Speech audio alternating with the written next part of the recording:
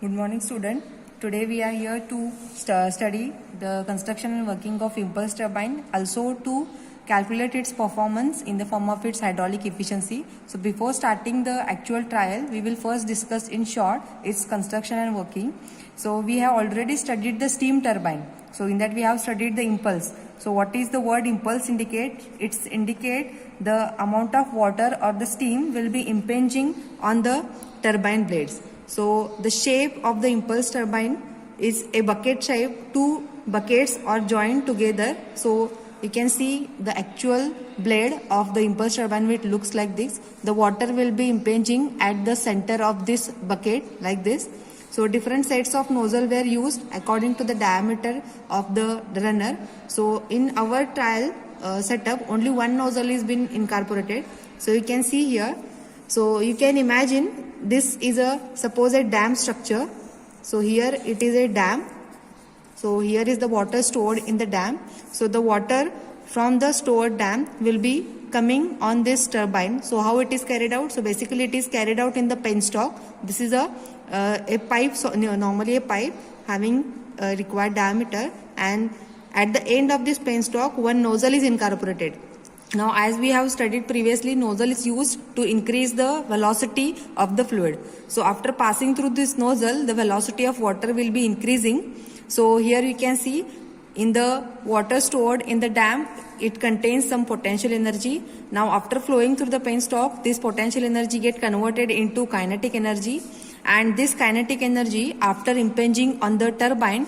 So what is the result? After the water will impinge on the blade, the turbine runner will start rotating. So that is the conversion of kinetic energy into mechanical energy. So further this shaft will be connected to the generator. So that will convert our mechanical energy into electric energy. So this is how the turbine actually works. So in the trial, when we are conducting the trial on the turbine, we have to consider few terms such as H. So capital H is the exact head available at this turbine. So what is that exact head?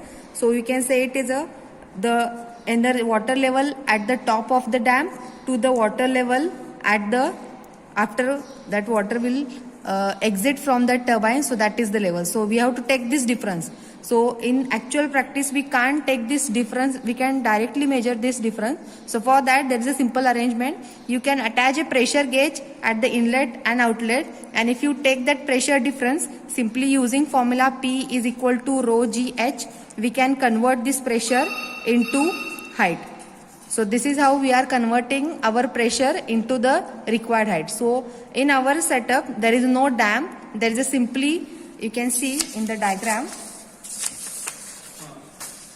there is a simply setup like this. So here you can see this is the input to your turbine, and here one pressure gauge is attached. So this pressure gauge will indicate the pressure difference across the turbine. So that pressure gauge we have to consider at the time of considering input to the turbine. So we have to find the efficiency, hydraulic efficiency of the turbine. So what is hydraulic efficiency? It is normally efficiency is output upon input. So our output is these blades are rotating with how much torque. So to find out that torque, we will be having this setup, spring balance setup. With the help of this, we are applying the different loads on this turbine.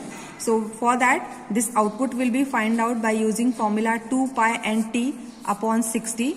So 2 pi is constant, n is the number of revolutions of this shaft, and t is nothing but the torque. So for that torque, we will see what is the formula. Now, what is the input we have supplied to the turbine? So it is quantity of water. So to find out that quantity of water, we will be using this rho GQ. Now if you just multiply these three things, this is nothing but the mass of water we have supplied at the inlet, and this mass of water we have supplied, and that is with the effect for the head H. So that is the input for our turbine. So if you just take ratio of these two, we will be finding the hydraulic efficiency of this